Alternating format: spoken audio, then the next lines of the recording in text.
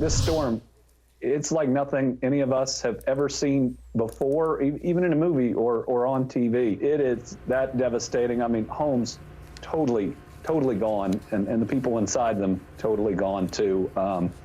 One of our challenges is we're losing so many people in this. Most of our morgues aren't big enough. Kentucky is a landscape of loss after a swarm of tornadoes ripped through several states this weekend.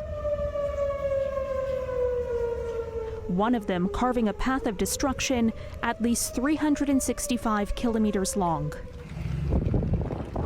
More than 100 people are feared to have been killed in Kentucky alone, a toll the governor is almost certain will rise. The list of unaccounted for was about 8 pages, single-spaced. In the small town of Mayfield, which has emerged as the worst hit, residents take stock of the sheer scale of damage.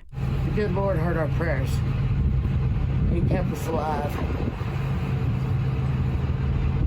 And I can salvage a little bit, but I lost everything.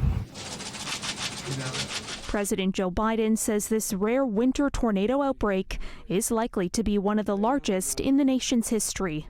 But I promise you, whatever is needed, the federal government is going to find a way to supply it. In the wake of the disaster, federal officials had a warning about extreme weather. This is going to be our new normal, and the effects that we're seeing from climate change are the crisis of our generation. I was saying, wait a second.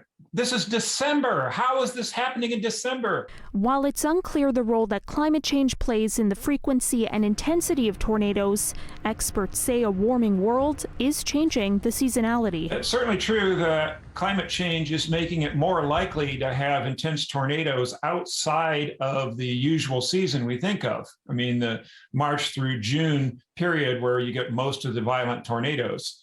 Because now it's warmer longer. Now, these aerial photos show the candle factory where most of the deaths in Kentucky occurred. This right here is the before.